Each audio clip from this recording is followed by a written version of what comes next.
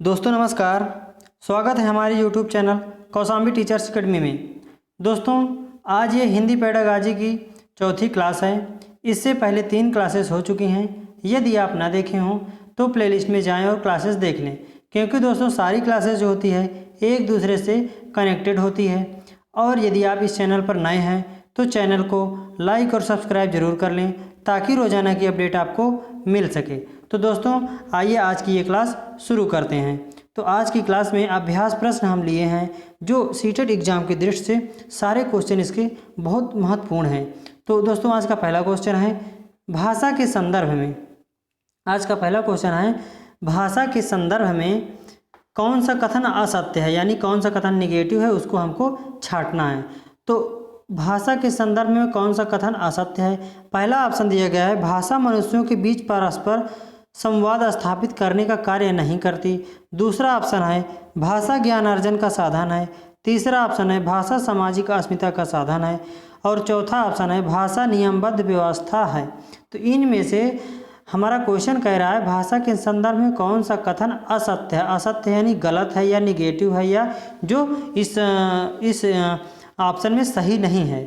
तो पहला इसमें देखिए चौथा है भाषा एक नियमबद्ध व्यवस्था है। हाँ, ये है, भाषा जो होती है एक नियमबद्ध व्यवस्था होती है।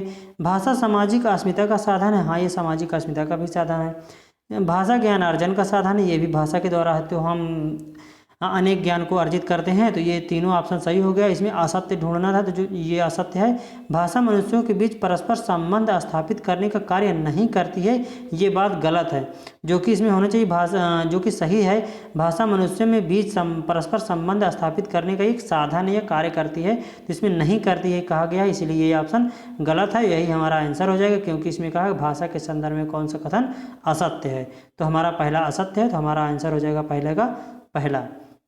अगला है दूसरा। दूसरा कह रहा है भाषा शिक्षण है।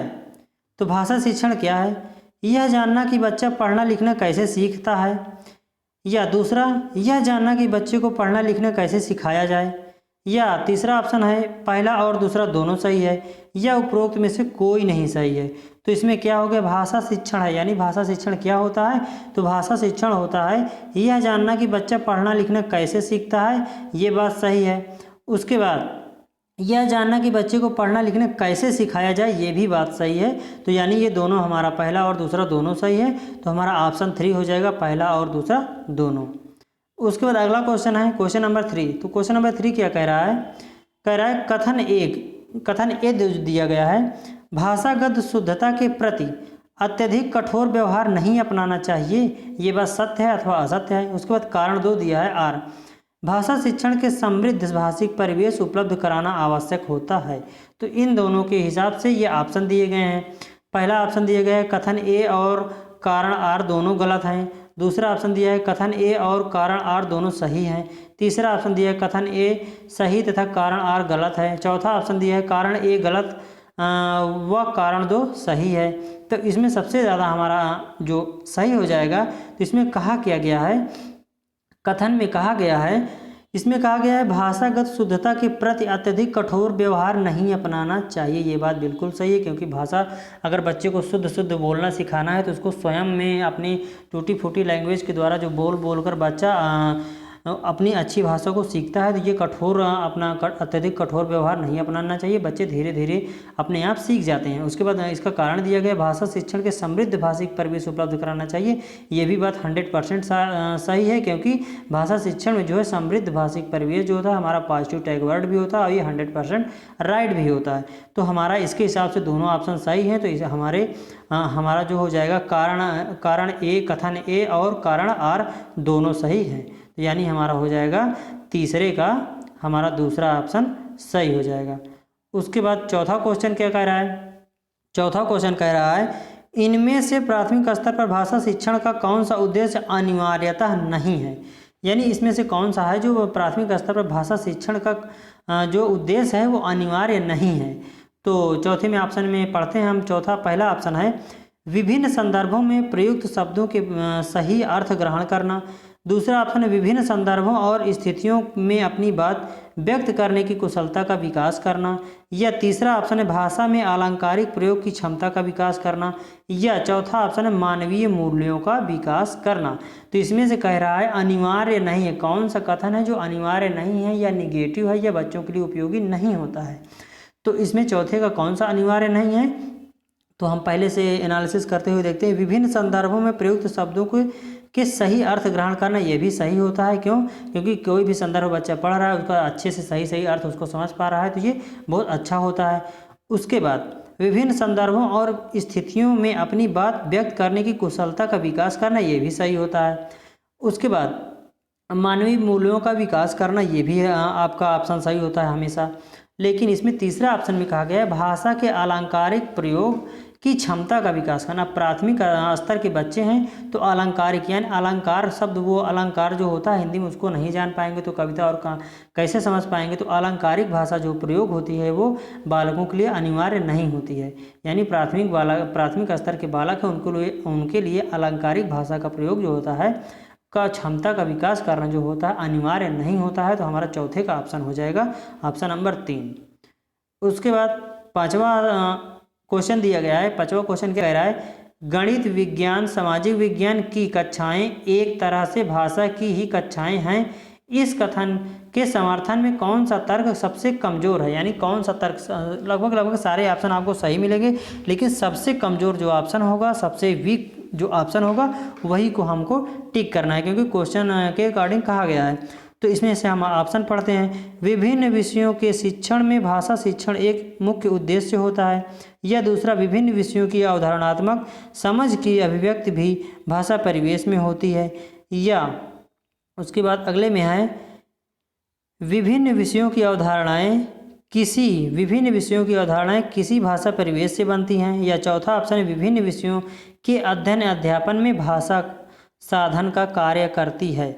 तो इसमें यह भी सही है। विभिन्न विषयों की अवधारणाएं जो होती है किसी भाषा परिवेश से बनती है, ये 100% राइट है। विभिन्न विषयों में, चौथा ऑप्शन है विभिन्न विषयों में अध्ययन अध्यापन में भाषा जो है साधन का कार्य करती है। कोई भी विषय आपको सीखना है तो जो भाषा होती है वो उसी के माध्यम से तो हम उस दूसरे विषय को सीख सकते हैं, तो ये साधन का भी कार्य करती है। और विभिन्न विषयों की अवधारणाएँ जो होती है किसी भाषा विशेष से बनती हैं, तो ये भी सही है। उसके बाद ये दोनों ऑप्शन क्या कह रहे थे? ये दोनों ऑप्शन कह रहे थे विभिन्न विषयों, इसका पहले दूसरा देते, विभिन्न विषयों की अवधारणात्मक समझ की अभिव्यक्ति भी भाषा परिवेश में होती है, तो ये भी बात सही है। क्यों? क्योंकि विभिन्न विषयों की अवधारणात्मक समझ की अभिव्यक्ति जो होती है भाषा परिवेश से ही होती है। हम भाषा के द्वारा ही विभिन्न विषयों की अवधारणात्मक जो होती है उसको हम अवधारणा जो होती है उसको हम समझ सकते हैं। तो हमारा ऑप्शन 1 बचा है जो कि हमारा राइट आंसर है। विभिन्न विषयों के शिक्षण में भाषा शिक्षण एक मुख्य उद्देश्य होता है। ये जो है ऑप्शन जो है सबसे कमज़ोर है तो सही, लेकिन ये सबसे कमज़ोर इस ऑप्शन के अकॉर्डिंग, सभी ऑप्शनों के अकॉर्डिंग ये सबसे कमज़ोर है। तो हमारा 5वें का ऑप्शन हो जाएगा ऑप्शन नंबर 1। उसके बाद छठवां क्वेश्चन है। छठवां क्वेश्चन क्या है? प्राथमिक स्तर पर शिक्षा का माध्यम क्या होना चाहिए? हिंदी होना चाहिए, अंग्रेजी होना चाहिए, उर्दू होना चाहिए, बच्चे की मातृभाषा होनी चाहिए।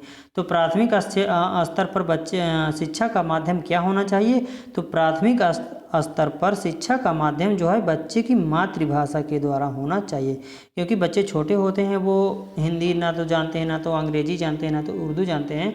वो जिस माहौल में, जिस परिवेश में पले बढ़े रहते हैं वहीं की लैंग्वेज, लोकल लैंग्वेज को जानते रहते हैं जो उनकी वो मातृभाषा होती है। तो उन्हीं की मातृभाषा से यदि हम बच्चों को, छोटे बच्चों को सिखाएंगे तो वो बहुत अच्छे तरीके से सीखेंगे। तो प्राथमिक स्तर पर शिक्षा का माध्यम क्या होना चाहिए? बच्चे की मातृभाषा होनी चाहिए। तो हमारा 6वें का चौथा ऑप्शन सही हो जाएगा। उसके बाद 7वां क्वेश्चन क्या कह रहा है? 7वां क्वेश्चन कह रहा है प्राथमिक स्तर पर भाषा शिक्षण का उद्देश्य यह है कि क्या है? पढ़ते हैं ऑप्शन। बच्चे मानक भाषा का प्रयोग करना जल्दी सीख जाएं, या बच्चे भाषा परीक्षा में सदैव अच्छे अंक लाएं, या बच्चे विभिन्न स्थितियों में भाषा का प्रभावी प्रयोग सीख सकें या कर सकें, या बच्चे भाषा के व्याकरण को जान सकें। कह रहा है प्राथमिक स्तर पर भाषा शिक्षण का उद्देश्य यह है कि, कौन सा उद्देश्य है? तो इसमें यह है उद्देश्य होता है कि बच्चे विभिन्न स्थितियों में भाषा का प्रभावी प्रयोग कर सके, यानी कह रहा है प्राथमिक स्तर पर भाषा शिक्षण का उद्देश्य, यानी भाषा सीखने का हमारा या शिक्षकों का उद्देश्य क्या होना चाहिए इसके बारे में है। तो शिक्षकों का उद्देश्य होना चाहिए प्राथमिक स्तर पर भाषा सिखाने का कि वो बच्चे जो है विभिन्न स्थितियों परिस्थितियों में भाषा का प्रभावी प्रयोग कर सकें, यानी अपने अंदर की जो उनको कहना है वो अच्छे तरीके से बोल करके अपनी अभिव्यक्ति कर सकें। तो प्राथमिक स्तर पर भाषा शिक्षण का मुख्य उद्देश्य यह है कि बच्चे विभिन्न स्थितियों में भाषा का प्रभावी प्रयोग कर सकें। ऑप्शन नंबर हमारा 7वें का तीसरा सही है। उसके बच्चे मानक भाषा नहीं प्रयोग करेंगे। बच्चे भाषा परीक्षा में सदैव अच्छे अंक के लिए प्रयोग करेंगे, ये गलत बात है। भाषा छोटे बच्चे उनको व्याकरण सिखाना भी बहुत गलत बात होती है। हाँ, व्याकरण का नॉलेज अध्यापक को होना जरूरी है, लेकिन बच्चे को जरूरी नहीं है। यदि बच्चा प्राथमिक स्तर पर है तो, यदि जूनियर स्तर पर है तो वो व्याकरण सीख सकता है। तो इसके हिसाब से हमारा 7वें का हो जाएगा ऑप्शन नंबर 3। उसके बाद 8वां क्वेश्चन है विद्यार्थी की भाषा पर, क्या विद्यार्थी की भाषा पर उसके सामाजिक परिवेश का प्रभाव पड़ता है, यह सिद्धांत क्या है? यह सिद्धांत है। तो इस सिद्धांत को हम क्या कहते हैं? तो अनुबंधन का सिद्धांत बोलते हैं, या अनुकरण का सिद्धांत बोलते हैं, या सहचर्य का सिद्धांत बोलते हैं, या जीवन समन्वय का सिद्धांत बोलते हैं। किसे? विद्यार्थी की भाषा पर उसके सामाजिक परिवेश का प्रभाव पड़ता है। हाँ, पड़ता है, जरूरी है। यह सिद्धांत है। यह सिद्धांत किस पर आधारित होता है? यह सिद्धांत जो है अनुकरण पर आधारित होता है। क्यों?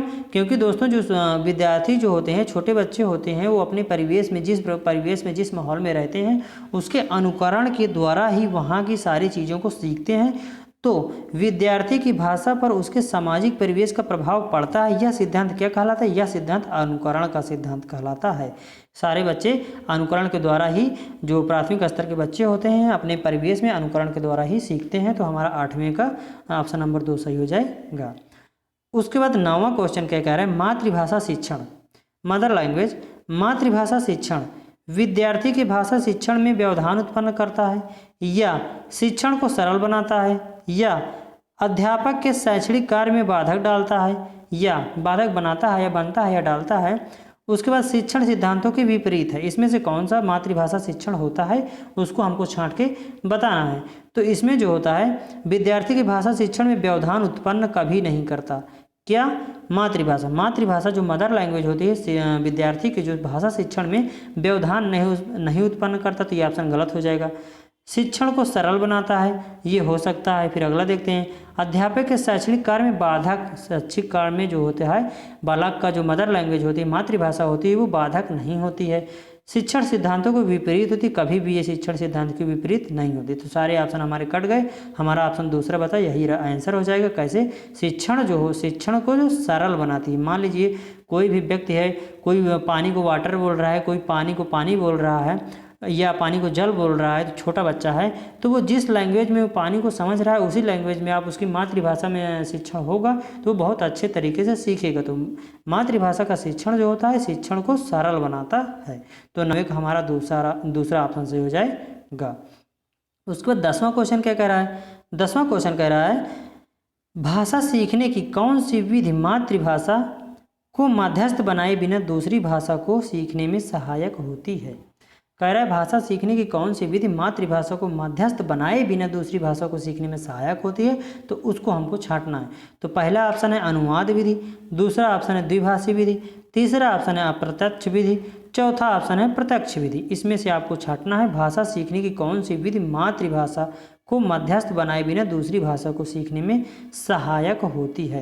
तो ये प्रत्यक्ष विधि जो होती है मातृभाषा को मध्यस्थ बनाए बिना ये दूसरी भाषा सीखने में सहायक होती है। कौन सी होती है? ये प्रत्यक्ष विधि। प्रत्यक्ष रूप से बालक जो भी देखेगा उसको अंतर्ग्रहण कर सकता है। तो ये क्या है? मातृभाषा जो होती है कि मध्यस्थ बनाए बिना जो दूसरी भाषा इससे सीख सकते हैं। किससे? प्रत्यक्ष विधि से। उसके बाद 11वां क्वेश्चन क्या कह रहा है? 11वां क्वेश्चन कह रहा है गणित के शिक्षक ने राहुल को वाक्य सही करने के लिए कहा, उनके द्वारा ऐसा करना भाषा शिक्षण के किस सिद्धांत के अंतर्गत आएगा?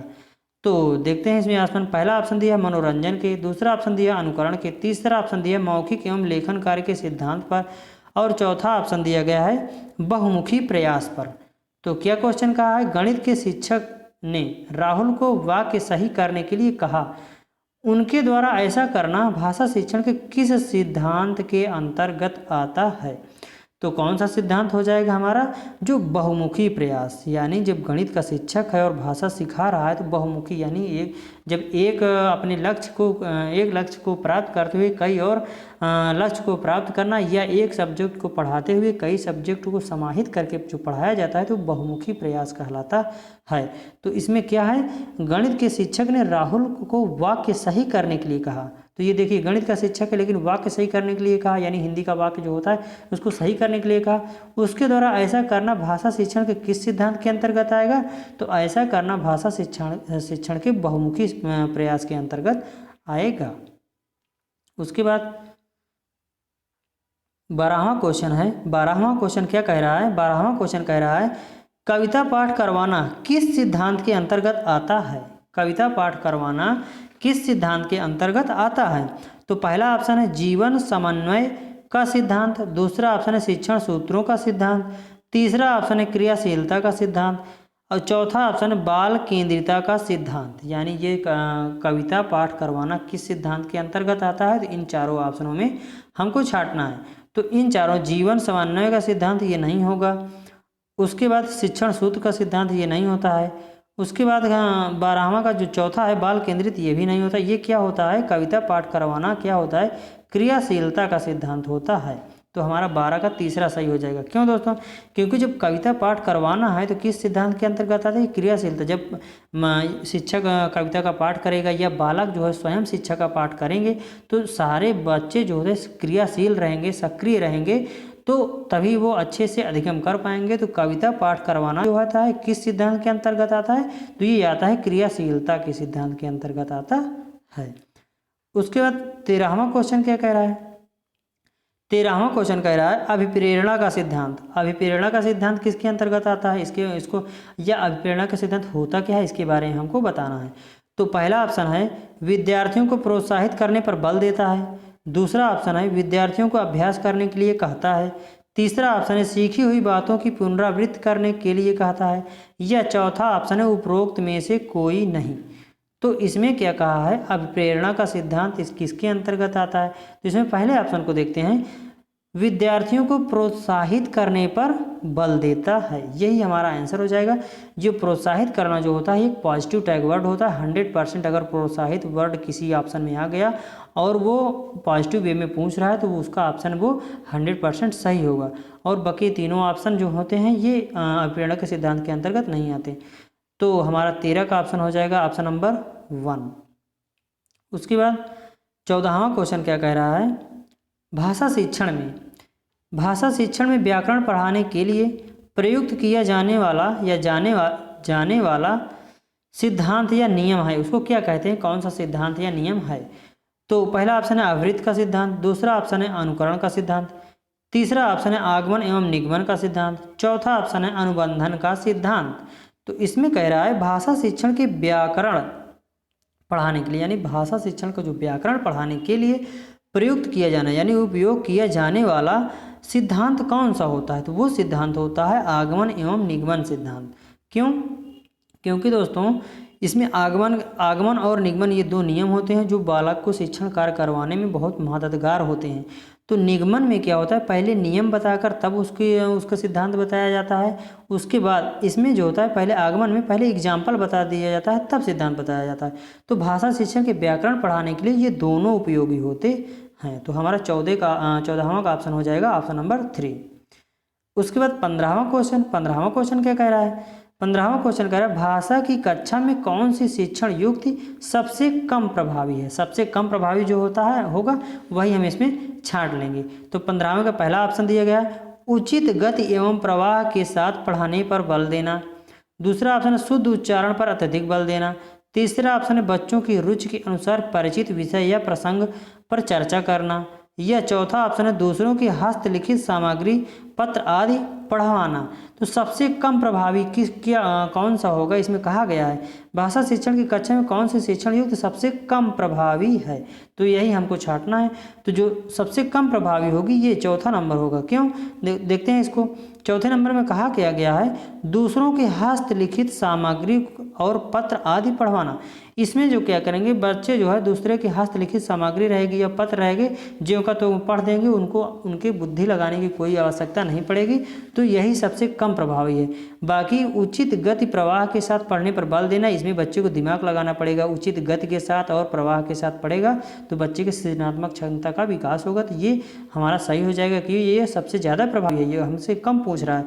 उसके बाद शुद्ध उच्चारण पर अत्यधिक बल देना। अगर शुद्ध उच्चारण पर आप कह दोगे कि शुद्ध पढ़ो तो बच्चा क्या करेगा, थोड़ा सा दिमाग लगा के पढ़ेगा, तो वो भी ये प्रभावी है। बच्चे की रुचि के अनुसार परिचित विषय या प्रसंग पर चर्चा करना, ये भी एक प्रासंगिक है, ये भी अच्छा ऑप्शन है जो एक प्रभावी है।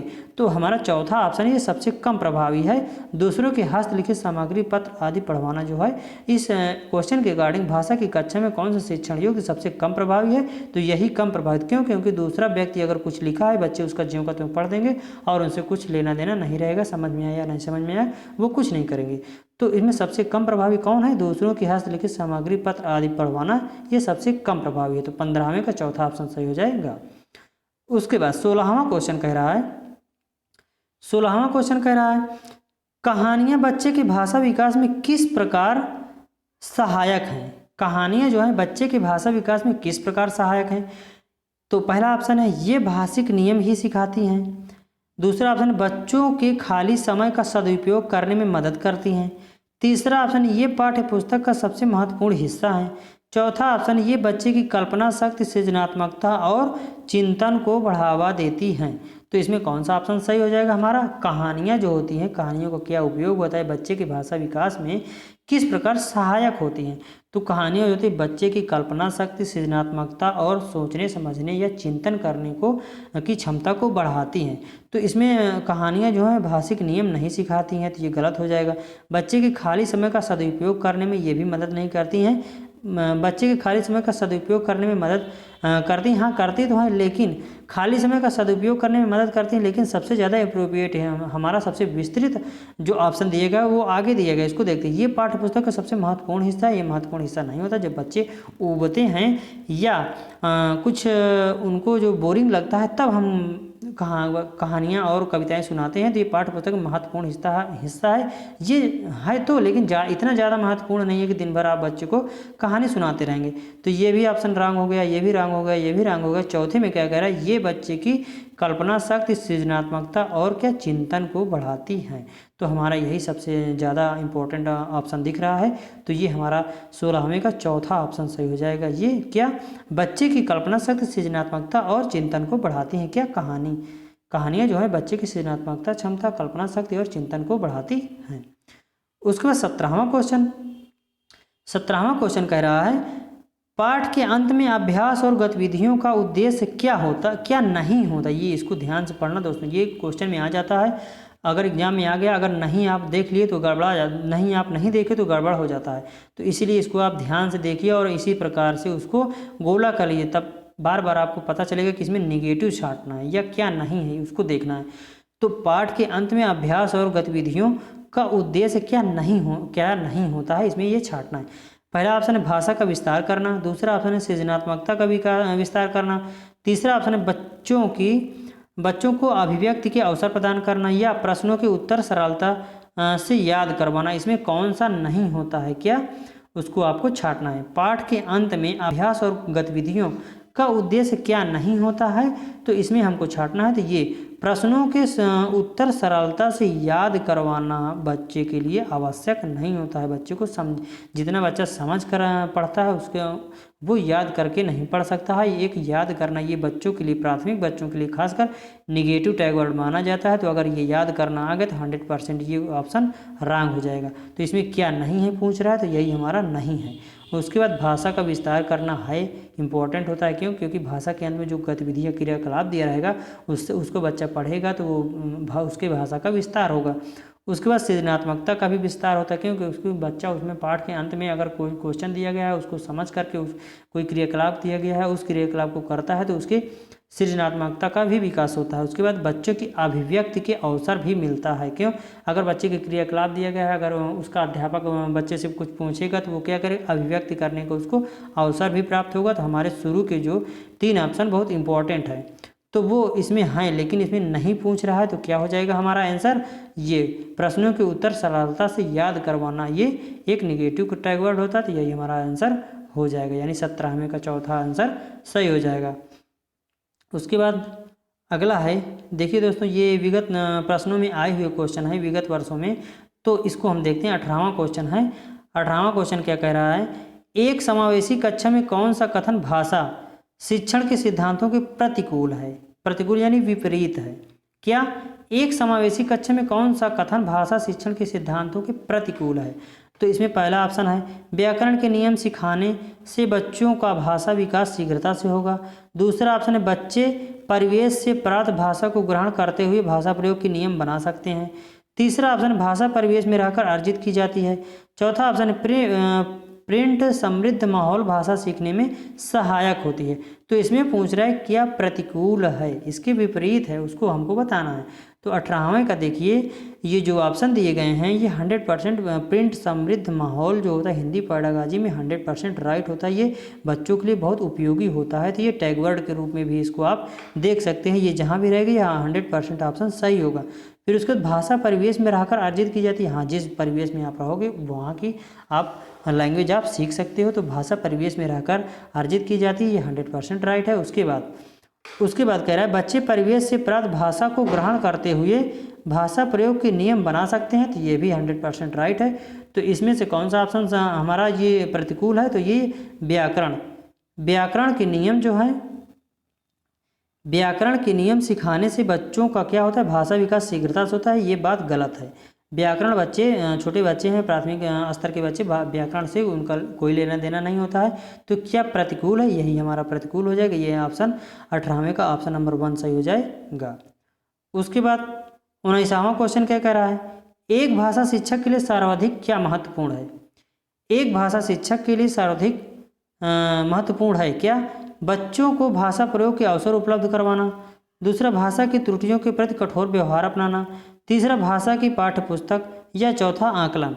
तो इसमें से क्या सर्वाधिक महत्वपूर्ण है, तो इसमें से ऑप्शन ये भाषा का आकलन या भाषा की पाठ्य पुस्तक या त्रुटियों के प्रति कठोर व्यवहार आप नहीं अपना सकते, बच्चों के लिए उपयोगी नहीं होता है। बच्चे इससे डर जाते हैं और वो पढ़ने में तकराने लगते हैं। उसके बाद पाठ्य पुस्तक भी जो होता है एक नेगेटिव टैग वर्ड माना जाता है। भाषा का आकलन भी ये सही नहीं होगा।